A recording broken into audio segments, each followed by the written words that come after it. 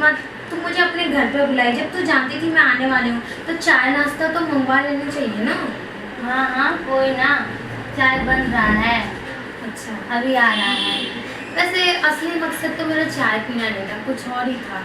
क्या था? बताओ, देख तू गुस्सा नहीं करेगी तो मैं बताऊँगी। ना ना, गुस्सा ना करो, बोल। सही में हाँ क्या है ना, तेरा पति ना जब वो शर्ट का बटन खोलता है ना, बड़ा मस्त लगता है यार। पागल हो गई है? अरे क्या करूँ, पागल है, क्या बात है, सच बता रही हूँ, बहुत अच्छा लगता है वो। और दिमाग पूछेगी घूम नहीं, गया है तेरा? पूछेगी नहीं मैं कहाँ देखी हूँ। कहाँ देखी है तू? अरे वो तेरा जो खिड़की है ना बाथरूम का, उसमें वो तेरा पति एक दिन नहा रहा था, तो मैं उस गली से गुजर रही थी ना, तो मुझे लगा तू है, तो मुझे लगा मैं तुझे आवाज़ दे दूँगी, कुछ काम था, तो मैं खोली तो वही शर्ट खोल रखा था। तू यही सब देखती है दोस्तों के घर पर आकर?